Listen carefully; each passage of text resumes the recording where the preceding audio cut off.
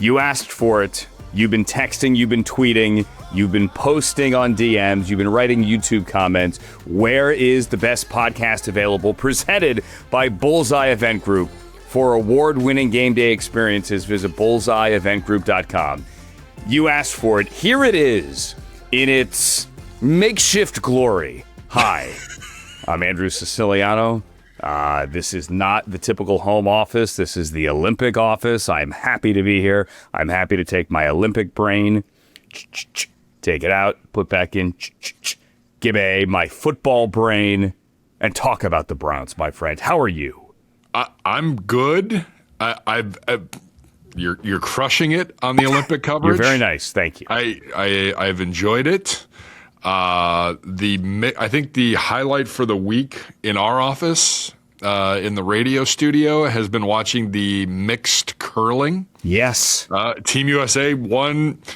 That woman that won it for Sweden, I believe. G-Man. They did lose to Sweden in the final. Yes. Yes. She was like an assassin at the end. Absolutely. Oh, it was a fantastic week with the mixed curling. Yeah, so it was the Corys. Except for Zagura, who's a hater. I don't know why. Why does it like? Was he anti-curling? Yes, yes. He's like, that's one sport that shouldn't be here. Okay, like, so what? let's sum up. So, somebody on Twitter had a great summary, and this thing's kind of gone around, so it's maybe not a unique thoughts. Great summary of the Winter Olympics. There are 16 sports. All right, just to wrap your head around this. For when we did Gold Zone for the Summer Games for Paris, or when we did it for Rio in 2016, realize that during the Summer Games you might have 20 different things going on at once. Like 2 in the afternoon, 20 different things in different venues. There are only 16 sports within the Winter Olympics. Now, a lot of them have obviously different events under those umbrellas, but there are only 16 sports. So it's a much different pace. Most of the Olympic sports are, I'm going to do something that might kill me. I'm going to go down a mountain at 80 miles an hour. I'm going to get in a sled and go down at 70 miles an hour. Right? I'm going to jump off a hill on skis. And then there's curling. And that's the beauty of curling. For my fellow Italians, imagine this, and I explained this to my father, because my father kind of had the same Zagura reaction, like, stop being a grumpy old man. That's right. Okay. It's bocce with brooms. On ice. It's bocce. Except it's on ice. It's not lawn bowling. It's ice bowling. And there is a billiards, a pool aspect to it, where you got to get around a stone. All from the same isle in Scotland, by the way. You got to get around a stone. You got to hit another stone and have that stone, like billiards, go corner pocket and knock out another stone. It's fun. I mean, the fact that the Team U.S. captain for the last 2 decades, the last 5 games before these games, John Schuster, is 54 years old, and he barely...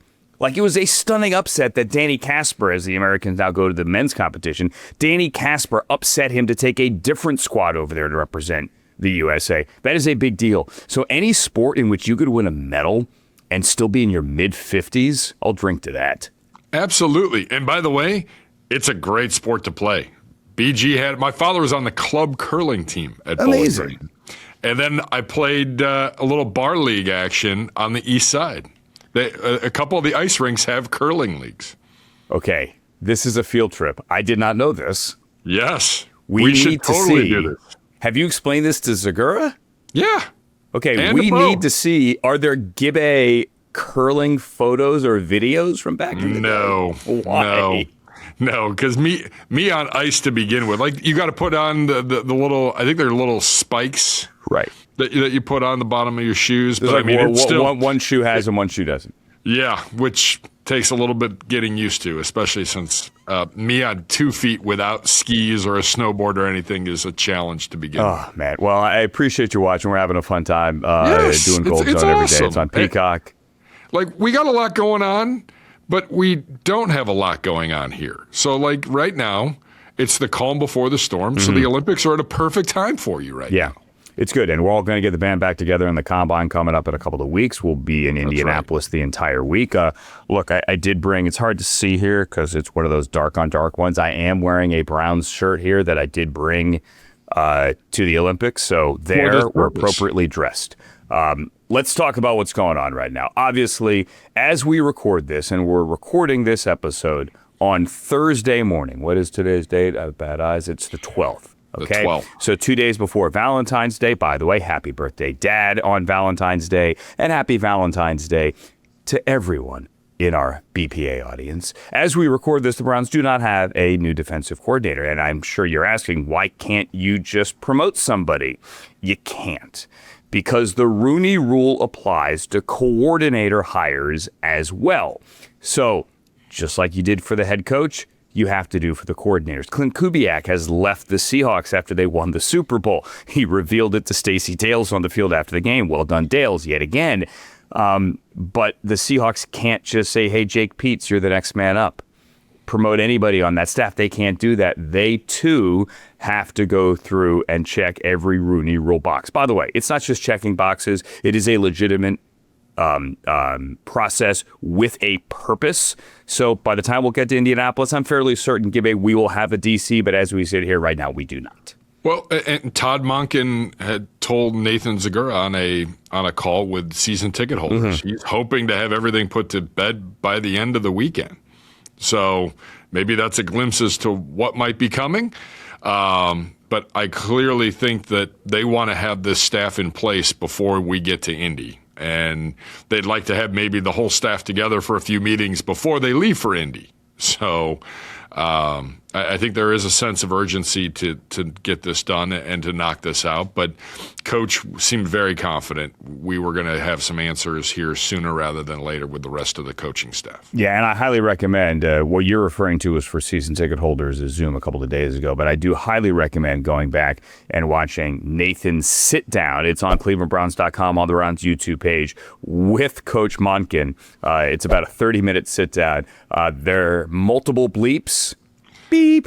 Great job, Gabe or Dom or Jordan, whoever's putting that together. Great job. Or Fila, whomever. Jeff, who am I missing? A lot of beeps in there. It might have taken all of them. It might have taken a team. Yeah. I texted Nathan after watching it. I was legitimately cracking up. Some of the stories about his wife and their arguments and things you tell the kids and discipline and stories about Kirby Smart and stories about how John Harbaugh would approach things. Like Kirby Smart would say, like, you better get your bleepity bleep butt out there and this is what we're going to do. Meaning, like, to the assistant coaches, this is what I want to run. And John Harbaugh would say something like, I really liked it when we ran that last week. And that would be his subtle way of saying, you know what? Don't do that other stupid idea you had. Why don't you do the idea that worked the previous time? And I'm really excited. I know people are going to say this is just the company line. It isn't. I'm excited to see how all those years of experience, learning from those guys, and all the great places that Todd Monken has been, how that translates when the Browns start the offseason program and they get themselves on the field with their new coach in Berea. Nothing to lose. Like, this is the opportunity that he has been waiting for how many years? Many. 30, 35? Yes. He finally gets a chance. He's seen what works at the NFL level and at the college level. He's seen what hasn't worked. Like, he knew he had a plan when he walked in the door, what he wanted to do. Plan's coming to fruition here. Yeah. And I'm excited, too, that first week in April, because remember, new coach, you can hit the field a few weeks before the NFL draft. You can. Off-season program starts a week early for every team, and there are 10 of them this year. Every team with a brand new head coach, and obviously we'll be there to cover it on the best podcast available. Let's spin around the AFC North here because focus on the Ravens here. Jesse Minter has put together a staff that includes Anthony Weaver, who used to be in the building and then went to Miami. He comes back now as defensive coordinator. Anthony Levine is going to stay on as special teams coach, and just shows you how, relationships are everything. At one point, Minter, a few years ago, in his first stop in Baltimore, was the position coach for now the guy that is his special teams coach. A friendly reminder, always be nice to the people you work with. Never burn a bridge, because eventually it will come full circle. especially in this industry. No question about it. I'm happy for Weaves. Great guy when he was here. Good teacher. And unfortunately, he's with Baltimore. I got to root against him. With Miami, it was a little bit easier, but I think Weaves will do just fine there under Minter in Baltimore. But it is weird. Like Baltimore put the graphic out, I think yesterday, of their the coach and then the three coordinators, and you're like, wow, like from a year ago to today, a lot different, and that takes a little getting used to. Yeah. It does. And there is a natural reset every year in the NFL in these 2 months before the draft, or really before free agency and then through that first week, where everybody in this league, and it's like a musical chairs kind of thing. Like the Ravens' new wide receiver coach, Kerry Colbert, who I know from his days at USC, and for the last how many ever years, whenever we go to Denver, is the Broncos' wide receiver coach. He's one of the guys that Sean Payton said, all right, we're going to make a change. So now he lands in Baltimore, and it's a constant, even with our former head coaches from Kevin's last couple of years, as they go elsewhere. Bill Musgrave is going to New York, and Bubba Ventrone is coming to my neck of the woods back in Los Angeles to be there with the Rams. It's like you always keep in touch with people, and you got to like reset where everybody is actually going, and then you start anew with a new season. The draft is on the 23rd of April, I mentioned. Really, the date we need to focus on here is the 11th of March, which is the beginning of the new league year, the beginning of free agency, and that's where everything truly resets. And that's where let's start with the Ravens. There are deadlines. Steve Bisciotti, the owner of the Ravens, said we need a new deal for Lamar Jackson before the start of free agency. This is not going to be one of these things where this is dragging, and Lamar is sitting in Florida and being unresponsive. They need a new deal done. His cap number is going to be $73 million. There is this thought around the league that maybe the Ravens just trade him. I don't think that is going to happen, but I'd say this, like Lamar's got to play ball, and I'm not saying he needs to take less than market value. I'm not saying that kind of play ball. He's got to be a willing business partner here, and I think that is the big thing for the Ravens as they start this new course with Jesse Minter. They've got to get that deal done, and to me, that is, along with the Aaron Rodgers decision and the Browns DC, those are the three biggest headlines right now in the AFC North. Yeah, and unfortunately, every time that you've had a contract negotiation, if you're Baltimore with Lamar is Lamar's agent. He is. Correct. So him and his mom. That there's a lot that you need to go through, and there's some, duck, dive, dodge, to take a little dodgeball reference out. There's a lot that goes into that when you're negotiating directly with the player. And we've seen a lot of hiccups in Baltimore. Here's hoping for a few more.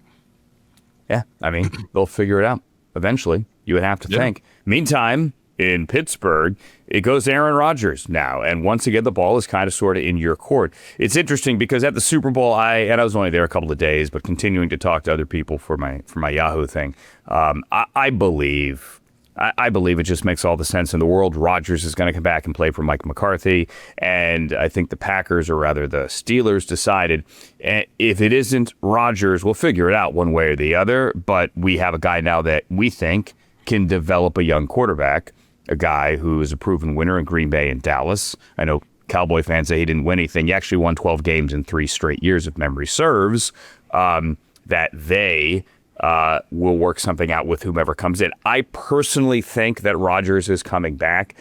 I've had other people go, we really don't know. But it is another off season in which we are kind of waiting. And I think the question is, how long are the Steelers willing to wait? They picked 21 again. Everybody wants to mock Ty Simpson to them at 21. I'm sure fine with that's that. A possibility. Great. He's got a rib injury. He's got an elbow injury. There's also Will Howard. You would like to know that, do we or don't we have Aaron Rodgers? If not, let's see what we have maybe in the former Buckeye. I think Aaron Rodgers is going to take a lot of time here. I don't think it's a guarantee that he comes back. He may just hang it up. I don't know if he goes somewhere else, but he might just hang it up. The somewhere else would be Minnesota. Wrap your head around that. Yeah. The Vikings have made it very clear they want to have a deeper quarterback room. That is Correct. what Kevin O'Connell and Kwesi said before Kwesi was shown the door. They both said that on the same podium during their exit interviews the week after they were eliminated. Aaron Rodgers and the Vikings went down that road last year. To me, it wouldn't make any sense to change teams again, but if he were to, I think it's Minnesota. See, and I go back, I take away from that press conference. Mike McCarthy actually impressed me. I didn't, I'm like, well, what's he going to bring? And then you remember that he's from there. He's got a little passion. Shout out to his new OC, Brian Angelico, former tight ends coach here when Mike Pettin was the head coach. Good guy. But I take a look at that Steeler team and, Mr. Rooney kept saying, we're not rebuilding. We're not rebuilding. I think maybe you need to rebuild a little bit. They don't want to. It's not a complete They're adamant teardown. they don't want to. I don't think Mike McCarthy takes that job if he thinks they're rebuilding. Correct. And I'm not saying a complete teardown and gut, but there's a lot of things that need work in Pittsburgh, maybe more than they allude to. That offense is not great, and the defense is aging by the day. I think that they've got some serious questions there, and they can tell themselves it's not a rebuild, but you need to retool some things, and it's more than just a couple. It is, and that's good. Yeah, look, there's a lot going on again, and they're stuck at 21st. Stuck, I mean, whatever. They made the playoffs. They were one and done. They are stuck there at 21st, which is truly a tradition unlike any other. It is not a great position to find a quarterback, although the Giants found a quarterback in that neighborhood last year by trading back in and taking Jackson Dart, somebody the Steelers passed up on. I want to tap the base real quick on the Ben Roethlisberger thing. For those who haven't seen it, Joey Porter, the old man Joey Porter, the former linebacker who is still probably fighting with William Green somewhere, and the guy that was a Steelers assistant coach for a number of years under Mike Tomlin. Remember his son, Joey Porter Jr., who is a great dude, but is still probably getting called for defensive holding right now somewhere in February. I love him, right? He's good for a penalty of 3 a game. Joey Porter Sr. Came at it on whose podcast was it? It was Cam Hayward's. Cam Hayward's podcast, right? Yeah. Or Cam Jordan's podcast. Any Cam will do. I think it was it's on a Hayward. podcast with a Cam. And basically said, and I'm not paraphrasing here, Ben Roethlisberger, bad guy, bad teammate. Bad guy, bad teammate. You cleaned Bad that up person, well because he bad went teammate. a whole lot. Yeah. Yep. Said he didn't want to sign for anyone. Like it's a very common thing. Like you bring stuff over. Hey, can you sign this for my kid? Right? Everyone does it. It's a common courtesy thing. It's respect for your teammates and your friends. Didn't like to do that. Not Joey him. said he wouldn't have been captain if he hadn't been quarterback, and they just felt like they had to make him captain. Like, bad guy. My reaction is, ooh, okay, wow, shots fired. But my other reaction is, this is how many people are surprised. 0.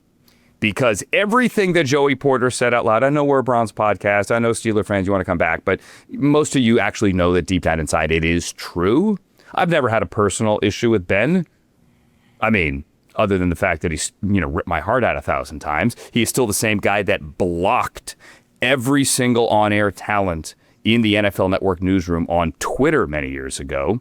Like one day we all just went into work and like, oh, look, we're all blocked on Twitter. Wasn't just us, it was other networks as well. Eventually it was unblocked. I don't know what's going on there, but that actually happened like 10 years ago. But the stories that you have heard over the years about Ben Roethlisberger, all right, all the ones that have never made the air, Joey Porter summed them up quite nicely. Let's just put it that way. In a nice 47-second clip. Yep. That's right. Alum on alum crime in Pittsburgh. Yeah. I'm here for all of it. Yeah, gotta love it. As for the Bengals, not a lot to report other than the fact that all the insiders and whatever network you like to watch on Sunday all said Joe Burrow is not going to go anywhere, which is what I've been saying forever. Mike Brown would rather tell Joe Burrow to go sit on Carson Palmer's Orange County, California couch and never play football again than trade Joe Burrow. He never, ever, ever, ever, ever will trade Joe Burrow, because if he were to do that, he may as well sell the team and move to Kentucky. It's not going to happen. So forget about it, Jets fans.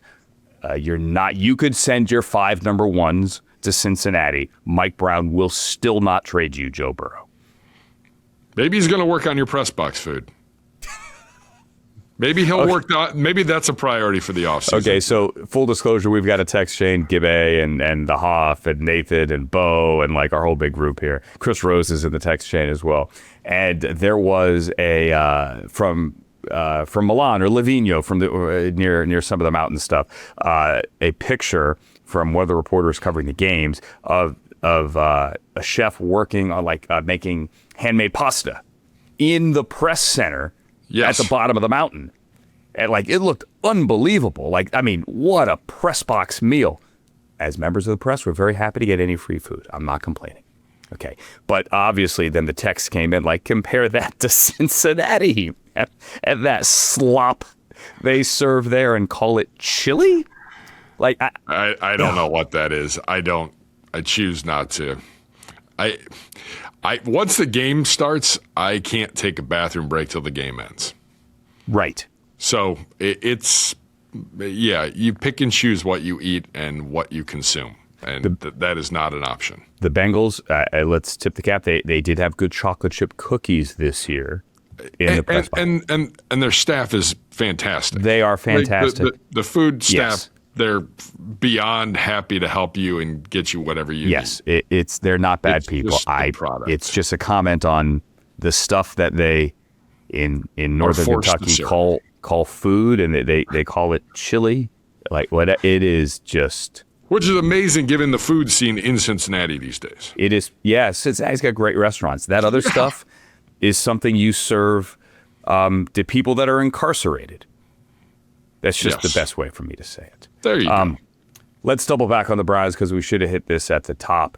David Njoku over the weekend tweeted out and put on Instagram a goodbye to the Browns. It's something that we kind of all deep down inside knew was coming, as David, always a warrior, the Chief, as we know him, fought through injuries again this past season. And with Harold Fannon's emergence and the way David's contract was structured, you knew that this was probably the last run. That doesn't make it any easier to say goodbye. Love the guy. Been here since 2017. Obviously, there have been a lot of up and downs and trade requests and stuff off the field, but through it all, the guy's got a huge heart. He's a great human being. He is so much fun to be around. The energy that he brings, and sometimes it's annoying. You're trying to record something, and he walks by and drops 50 colorful metaphors, as I believe Dr. Spock once said. And you're like, dude, we got to redo this. Thank you. Appreciate you. And he thinks it's funny. I love him. I'm going to miss him on the bus, blasting his music. Are you sure? Are you sure that you're going to miss him in London karaokeing on a bus? I mean, we all wanted to sleep. We had just landed. He was very eager after a transatlantic flight. Very excited. He was very excited to play music. But, dude, at the same time, there have been times where I'm sitting right behind Dave on the bus, and he's John with fans outside. There have been times where I'll have my eyes closed, and all of a sudden, he'll turn around and drop his headphones and put them on me. And I'm like, ugh! What? And God knows what the heck he's listening to. He's also scored a lot of touchdowns, right? He's also gotten to the end zone. He's also been a fan favorite to everyone at Huntington Bank Field. He's been great in the community as well. He's the guy running around in that dune buggy with Joe Flacco making Instagram videos. His energy will be missed.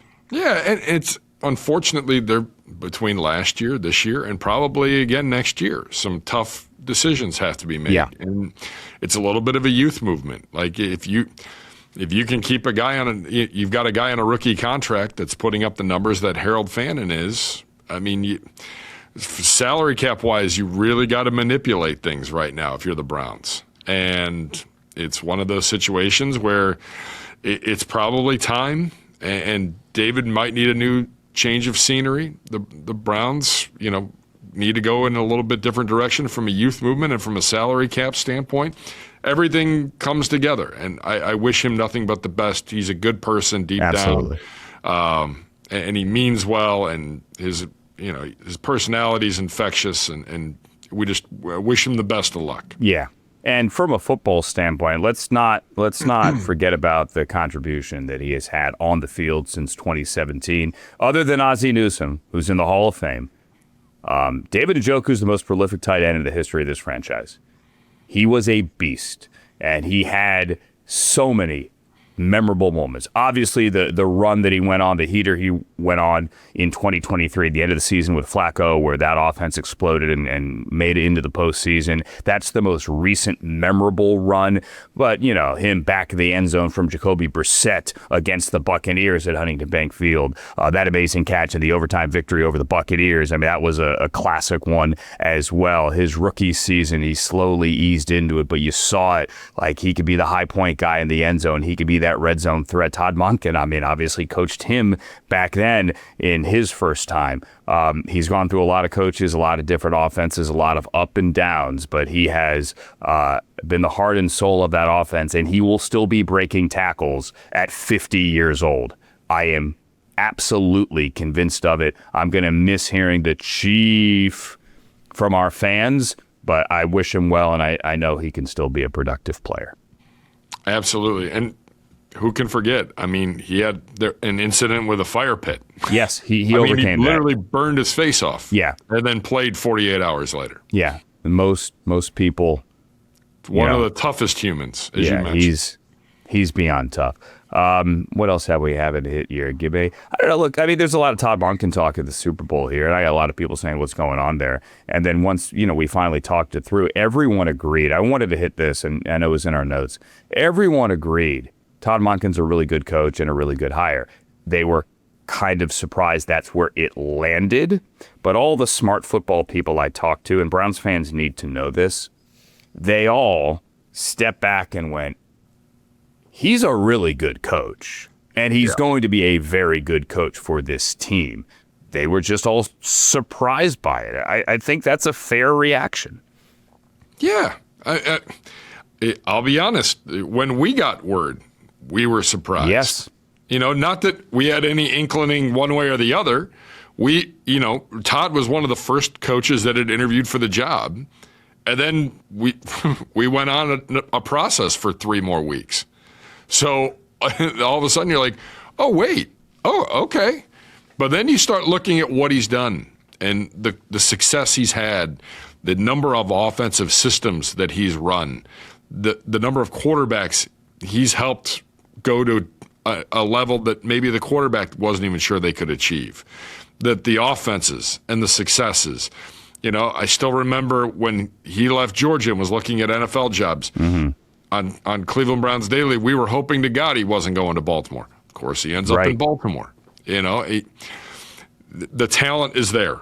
What he's done is amazing in his career, and I think that, again, we talked about it earlier. I'm excited to see when we get the team on the football field in April what this all looks like, because I think he's a leader, and I think he's got a plan, and I'm excited to see how this plan unfolds. Yeah, I am as well, and I'm excited to see how this podcast unfolds. We will be back next week with hopefully news about a finalized coaching staff and maybe a special guest as well. Hopefully. Wink, wink, nudge, nudge. And then in 2 weeks, we take this show on the road to the Combine in Indianapolis. Road trip, the CBD BPA, any initials you want, reunion, everyone in one room in one convention center, surrounded by overcooked steak. It'll be amazing. It'll be beautiful shrimp cocktails. And beautiful shrimp cocktail. I could use some St. Elmo's horseradish right now. There you go. As my attention now goes to curling, Gibbe, that has started. Men's curling, Team Casper battling Let's go, the USA. Swiss. I want to thank you for watching another edition of the best podcast available, presented by Bullseye Event Group. For award-winning game day experiences, visit bullseyeeventgroup.com. Gibby, packed by one brown shirt for this. I'm glad we did this. I will see you next week, my friend. Rest up, get some rest, eat well, hydrate. It's all in preparation for Indy, not the Olympics. Absolutely. Best to the family. See you later. This is the best podcast available.